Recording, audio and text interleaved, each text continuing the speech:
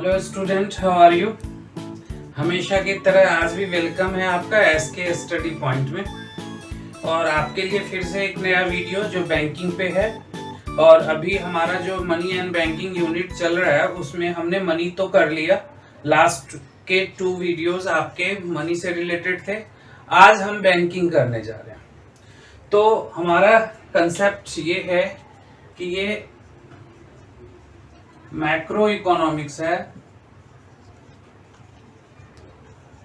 Macro economics है class 12th के लिए।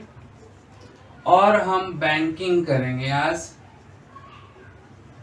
और बैंकिंग का ये पार्ट 1 है। तो बैंकिंग हम करेंगे। तो सबसे पहला इसमें क्वेश्चन यही आता है कि what do you mean by bank. Bank होता क्या है।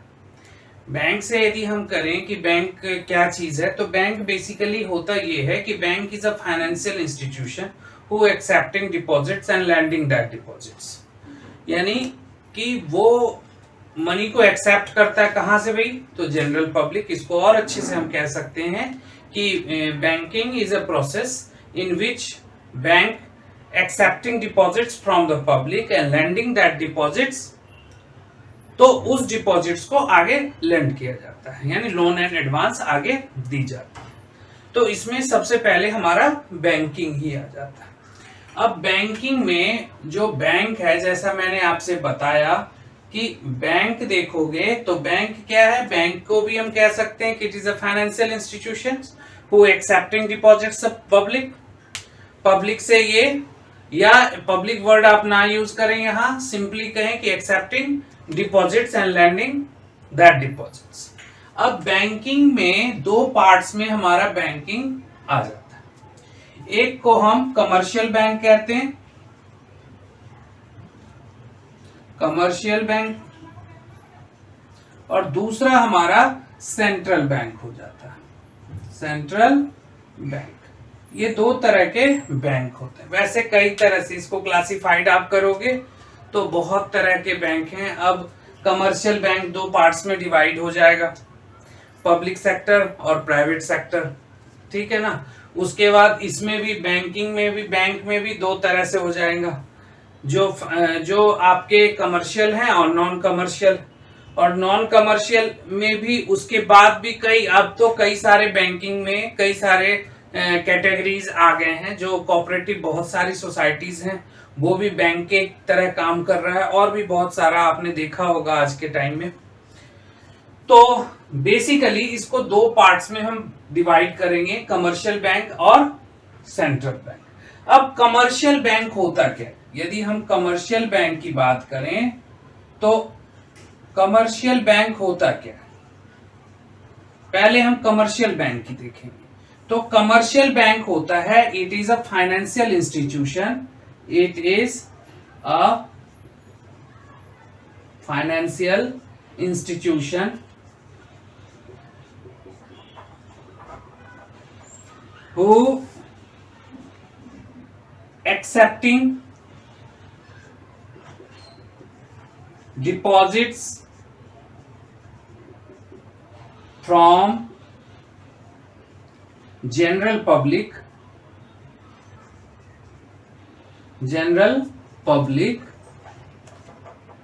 and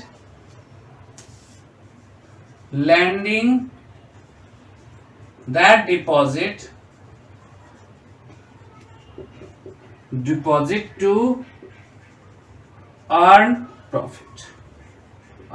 profit। यानी कमर्शियल बैंक क्या है, एक फाइनेंशियल इंस्टीट्यूशन है जो जनरल पब्लिक से डिपॉजिट एक्सेप्ट करती है और फिर उस डिपॉजिट्स को आगे मनी को लेंड करती है। और लेंड क्यों करती है भाई, इसलिए करती है जिससे कि वो प्रॉफिट अर्न कर सके। That's why it's known as commercial bank.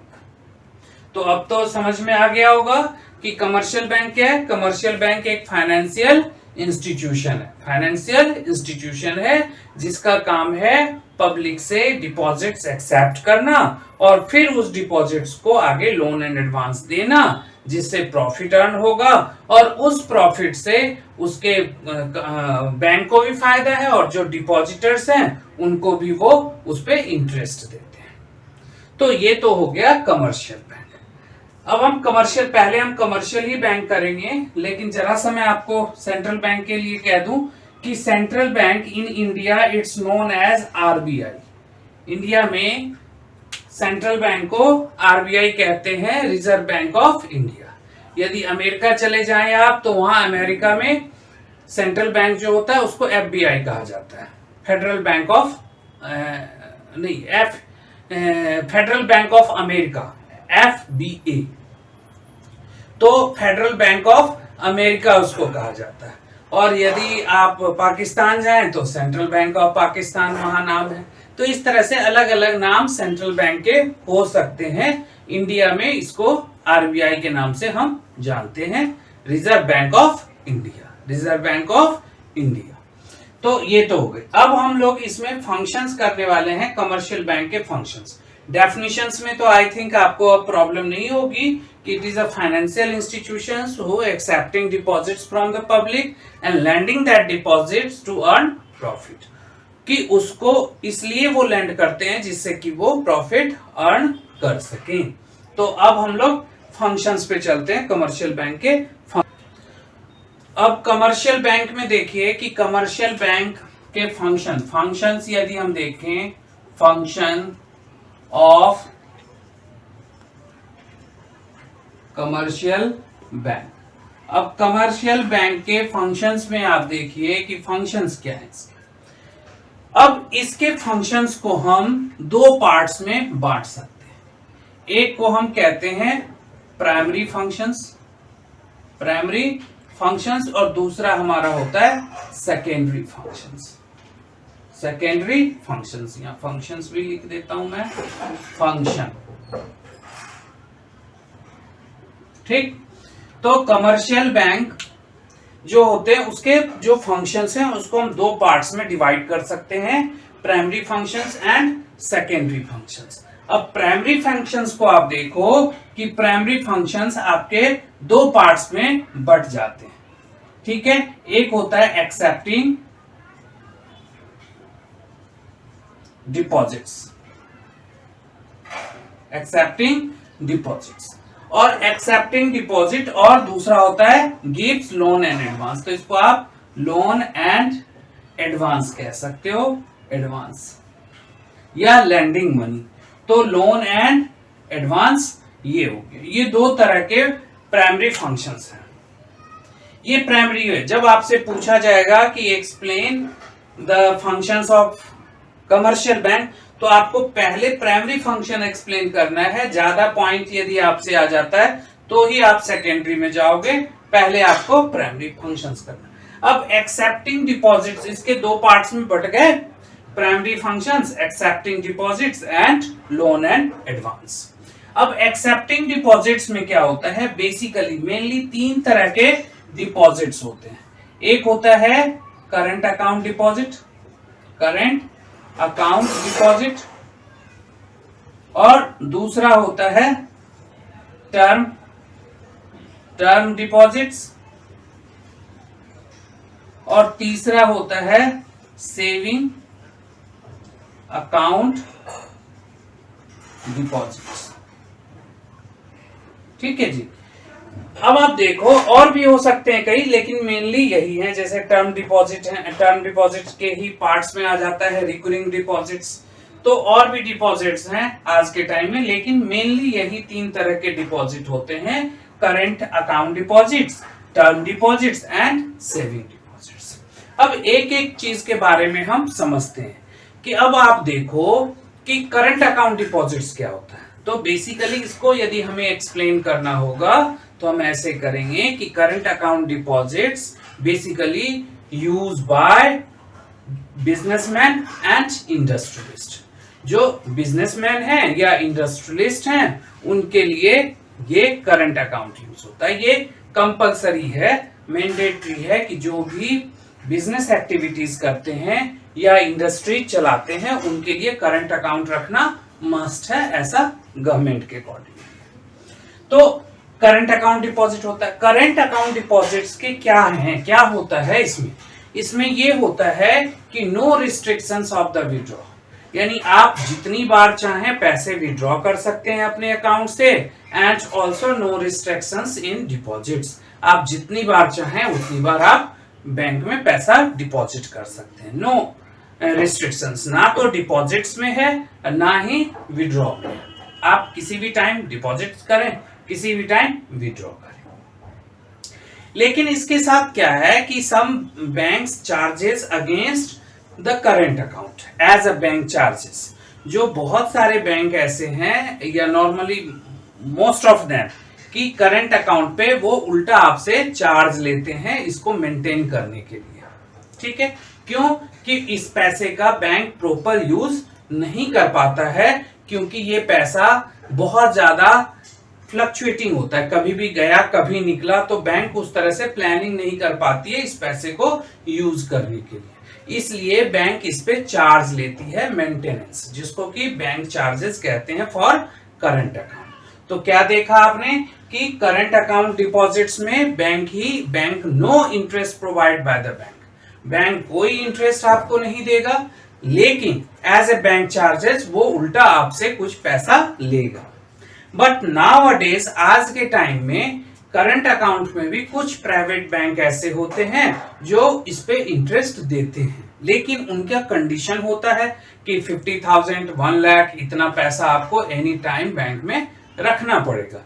तो वो आपके करंट अकाउंट में नहीं देते, जो पैसा आपने फिक्स कर दिया कि इतना पैसा करंट अकाउंट में रहेगा ही रहेगा, उस पैसे के अगेंस्ट में आपको इंटरेस्ट मिलता है। तो हम कहते हैं, वो बैंक अपने आप का एडवर्टीजमेंट करती है कि we provide interest on current account also. तो इस तरह की बात है। तो करंट अकाउंट डिपॉजिट्स में आप देखा कि इस पे बैंक आपको no interest provide by the bank, even some bank charge by the bank. ठीक है, और इस पे कोई रिस्ट्रिक्शंस नहीं है विड्रॉ का या डिपॉजिट्स का। अब आ जाए टर्म डिपॉजिट्स। टर्म डिपॉजिट्स में आप देखिए कि ये जैसा नाम है इसका टर्म का मतलब हो जाता है पीरियड, टर्म का मतलब पीरियड। तो ये एक ऐसा डिपॉजिट है जो एक पीरियड के लिए डिपॉजिट किया जाता है। तो इसका है क्या कि no one can withdraw term deposit before the date of maturity.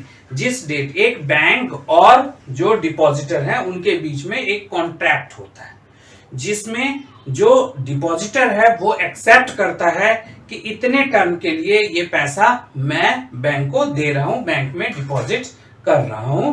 तो डिपॉजिटर्स जो है वो before the date of maturity उसको विड्रॉ नहीं कर सकता। ठीक है, तो इसीलिए इसको टर्म डिपॉजिट कहते हैं।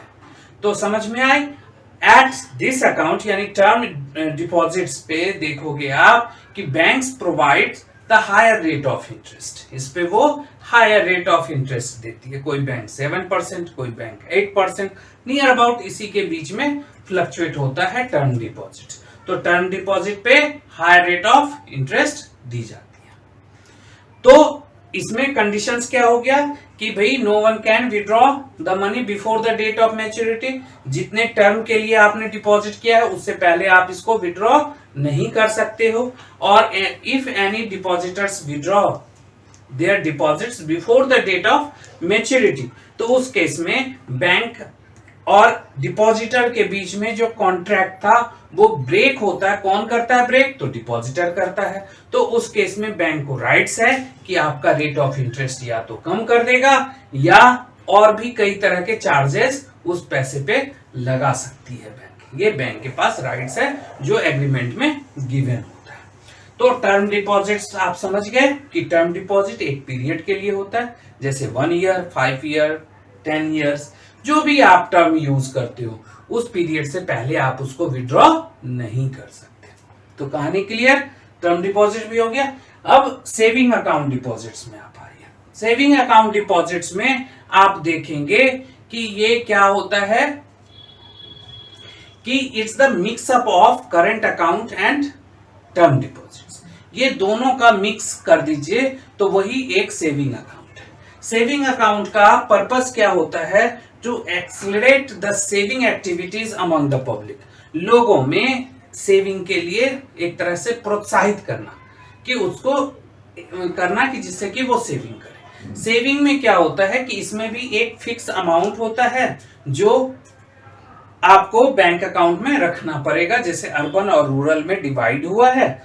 अब के टाइम में जो भी गवर्नमेंट बैंक है, रूरल एरिया में मिनिमम 500 कर दिया गया है, और जो अर्बन एरिया है वहां 1000 रुपीज आपको मिनिमम अपने अकाउंट में रखना पड़ेगा सेविंग डिपॉजिट्स में। अब कहानी ये है कि इसमें क्या होता है कि इसमें भी है कि आप you can withdraw money any time from the bank and deposits money, तो करंट अकाउंट का भी वही नेचर है, वो यहाँ है।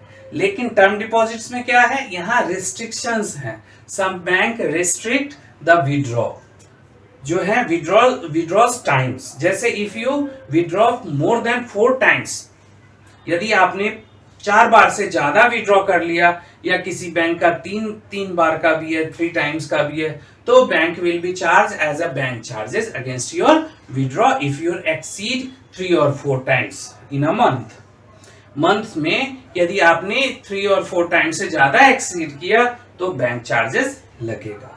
एट दिस सेविंग अकाउंट्स में bank provide interest, but it is a less interest rate. Nowadays it's may be 3.5 to 6%। 6% तो होता नहीं है, लेकिन आज के टाइम में प्राइवेट बहुत सारे बैंक हैं जो प्रोवाइड करती हैं कि भाई हमारे यहाँ डालिए, आप अकाउंट खोलिए और आपको 6% हम सेविंग पे देंगे। तो हम इसलिए कह रहे हैं आपसे कि 3.5 से 6% के बीच में, लेकिन 3.5 ही इसका मेन है। तो सेविंग अकाउंट तो आपने देख लिया, करंट अकाउंट, टर्म डिपॉजिट और सेविंग डिपॉजिट्स। अब आप करोगे लोन एट एडवांस, तो ढौक आदमी है। अब आप लोन एंड एडवांस में देखो कि लोन एंड एडवांस में क्या क्या चीजें आ सकती है। इसमें पहला आ गया cash credit. Cash credit bank आपको क्या प्रोवाइड करती है? कैश क्रेडिट प्रोवाइड करती है, ठीक है, आपको लोन दे देती है कैश क्रेडिट का। उसके बाद दूसरा हो गया short term loan. Short term loan ये जिसपे कि बैंक आपसे इंटरेस्ट प्रोवाइड करती है। उसके बाद तीसरा होता है डिमांड लोन। डिमांड लोन, इस तरह से इतने सारे आपको लोन एंड एडवांस, और इसमें ये नहीं है, इसको आप बहुत सारे वेराइटीज हैं ईटीसी कर सकते हो, यानी कि और भी हैं। तो कैश क्रेडिट ये तो एक स्पेसिमेन आपके लिए हुआ कि भाई इतने तरह से लोन एंड एडवांस दी जा सकती है, जैसे कैश क्रेडिट हो गया, शॉर्ट टर्म लोन हो गया, डिमांड लोन हो गया। उसके फाइनेंशियल में आप और भी हैं, जैसे होम लोन हो गया, कार लोन हो गया, तो ये सारे पर्सनल लोन हो गया, तो ये सारे इसमें आते हैं। तो इस तरह से ये सारे लोन एंड एडवांस, तो ये हो गए प्राइमरी फंक्शंस। ये हो गए प्राइमरी फंक्शंस, यानी accepting deposits and loan and advance. इसके अलावा जो सेकेंडरी फंक्शंस हैं आपके, सेकेंडरी फंक्शंस में और भी बहुत सारी चीजें आ जाती हैं जो आपको अभी मैं कराता हूं। सबसे पहले आप इसमें देखो, जैसे ओवरड्राफ्ट। ओवरड्राफ्ट फैसिलिटी जो सेकेंडरी फंक्शंस है, उसमें आ गए आप ओवरड्राफ्ट। ओवरड्राफ्ट क्या है? तो ओवरड्राफ्ट में आप देखेंगे कि basically this types of overdraft facility avail by the businessman and industrialist against current account deposits. ये करंट अकाउंट डिपॉजिट्स के अगेंस्ट में आपको ओवरड्राफ्ट फैसिलिटी मिलती है। इसका मतलब हुआ कि यदि आपके अकाउंट में मान लीजिए 1 लाख है और आपने बैंक से ओवरड्राफ्ट फैसिलिटी ले रखा है 1 लाख का, तो आप 2 लाख रुपीस तक का कभी भी चेक किसी को दे सकते हो। जो एक्स्ट्रा पेमेंट आपके बदले बैंक करती है, उस पे बैंक आपसे इंटरेस्ट ले लेती है, बैंक चार्जेस, ठीक है। जब भी पैसा आपका बैंक में आएगा, पहले बैंक अपना इंटरेस्ट काटेगी, फिर आपका पैसा उसमें छोड़ देगी। तो ये है ओवरड्राफ्ट फैसिलिटी हो गया, दूसरा हो गया डिस्काउंटिंग बिल्स। डिस्काउंटिंग बिल्स आपने 11th में पढ़ा होगा बिल्स ऑफ एक्सचेंज अकाउंट्स में, तो उसमें डिस्काउंटिंग ऑफ बिल्स देखे होंगे कि before the date of maturity जो बिल्स हैं उसको आप कैश करवा सकते हो बैंक से, बैंक आपको कैश कर देती है। At the date of maturity वो पैसा कलेक्ट करके अपने पास रख लेती है, तो डिस्काउंटिंग। तीसरा इसमें एक और ले सकते हो आप agency function. Agency function, agency functions में क्या होता है कि bank work as your agent. Bank आपके लिए एजेंट के तरह काम करती है। जैसे आपने इंस्ट्रक्शन दिया कि ये फंड ट्रांसफर कर दो तो ट्रांसफर कर देती है। जैसे आपने चेक काट दिया किसी को तो वो आपने इंस्ट्रक्शन दिया बैंक को कि ये पैसा इसको दे दो तो बैंक दे देती है। या कलेक्टिंग योर रिवेन्यू, आपका यदि पेमेंट है उसको भी बैंक कलेक्ट करके लाती है। जैसे आप डिपॉजिट करते हो बैंक में तो उसको भी बैंक लाती है। और भी बहुत सारे हैं जनरल यूटिलिटी के जो भी एक्सपेंसेस है, जैसे आज के टाइम में इलेक्ट्रिसिटी बिल हो गया, टेलीफोन बिल हो गया, मोबाइल बिल हो गया, जितने तरह के यूटिलिटी बिल्स हैं वो सारा बैंक आपके बिहाफ पे पेमेंट खुद ब खुद कर सकती है। आप यदि बैंक को इंस्ट्रक्शन देते हो तो एट द डेट जो ड्यू डेट है, ड्यू डेट पे वो बैंक खुद ही आपका पेमेंट कर देती है। तो बैंक एज ए एजेंट के रूप में भी फंक्शंस करती है। तो इतना ही इसमें आप रखिए। और इसमें एक और है, एक और डाल दीजिए आप, क्रेडिट क्रिएशन। ये जरा सा इंपॉर्टेंट है, क्रेडिट क्रिएशन। तो क्रेडिट क्रिएशंस में बैंक हेल्प करती है क्रेडिट क्रिएशन में। कैसे हेल्प करती है आप देखिए कि हमारा जो ह्यूमन बॉडी है वो उसमें हमारे हार्ट जो हमारा है उसका काम क्या है? उसका काम है ब्लड को पंप करना और वेन के थ्रू पूरे बॉडी पार्ट्स में हमारा ब्लड को अवेलेबल कराना। सिमिलरली जो सेंट्रल बैंक होता है वो सेंट्रल बैंक किसका काम, सेंट्रल बैंक क्या करता है? सेंट्रल बैंक बेसिकली एक हार्ट का काम करता है जो money as a blood of economy, money जो है वो किसी भी इकोनॉमी का ब्लड होता है उसको पंप करता है। और वेन का काम कौन करता है? Banking system. बैंकिंग सिस्टम क्या करता है? पूरे इकोनॉमी में मनी को स्प्रेड करता है। तो इस तरह से बैंक जो क्रेडिट क्रिएशंस के लिए जो पॉलिसीज लाती है आरबीआई यानी हमारे यहाँ, वो उसमें हेल्प करती है कौन? बैंक। बैंक एक ऐसा फाइनेंशियल इंस्टीट्यूशन है जिसमें आप यदि 100 रुपीज डिपॉजिट करते हो तो बैंक उसका 1000 का वर्क आउट कर लेती है, यानी 1000 रुपीज वो लोन दे सकती है और 1000 रुपीज उसके पास डिपॉजिट्स भी आ सकता है। इस तरह से बैंक क्रेडिट क्रिएशंस करती है। तो इसको भी जरा सा मैं आपको बता देता हूँ, फिर ये कमर्शियल बैंक हमारा फिनिश हो जाएगा, उसके बाद हम सेंट्रल बैंक करेंगे। तो अब देखो आप कि credit creation by commercial bank. Commercial bank कैसे क्रेडिट क्रिएशंस करती है? उसमें इसका होता है credit creation equals to credit जो क्रिएशन है, क्रिएशन इक्वल्स टू होता है 1/LRR, legal reserve ratio. LRR क्या हो गया? Legal reserve ratio. एक्चुअली होता क्या है कि सपोज करिए कि डिपॉजिट्स जो है बैंक में वो 100 रुपीज गया, तो जो रिजर्व है LRR कहते हैं इसको, ये सपोज करिए 10% है। वैसे 10% बहुत ज्यादा हो गया लेकिन मैंने यहाँ एज्यूम किया। तो 100 का जो है 10% यानी 10 रुपीज रिजर्व में रह जाएगा और 90 रुपीज फिर क्या हो जाएगा? लोन दे दी जाएगी। 90 रुपीज लोन दे दिया जाएगा। तो 90 रुपीज लोन गया है, तो हम यहाँ एज्यूम करेंगे कि हमारा जो बैंकिंग सिस्टम है वो क्या है? सिंगल बैंकिंग सिस्टम है। पूरे इकोनॉमी में एक ही बैंक है, मल्टीपल बैंक नहीं है। तो जो लोन दिया जाएगा, जिसको दिया जाएगा वो भी तो ये 90 रुपीज डिपॉजिट बैंक में ही रखेगा, तो ये 90 रुपीज। फिर इसका रिजर्व रख लेती है 10%, यानी कि ये हो गया आपका 9, फिर 81।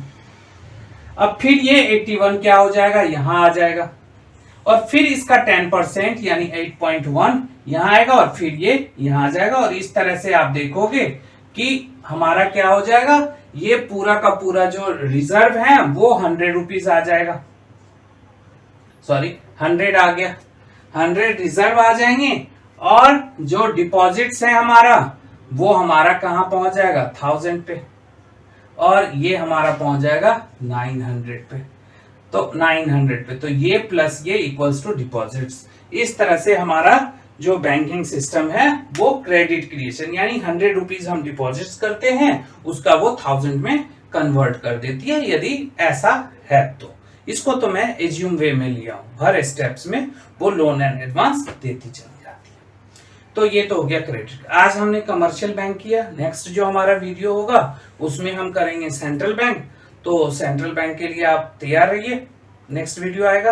अब जिन बच्चों ने सब्सक्राइब नहीं किया वो सब्सक्राइब करें, शेयर करें, लाइक करें, और साथ ही साथ जो बेल आइकन है वो पुश करें, और अपने फ्रेंड को भी एक तरह से उनको भी एक मैसेज दें कि वो भी सब्सक्राइब करें, क्योंकि बहुत अच्छी तरह से आपके वीडियो आपके पास अवेलेबल हो रहा है, तो उनको भी बेनिफिट हो जाएगा। बस इतना ही, वेट करिए नेक्स्ट वीडियो के लिए। Thank you.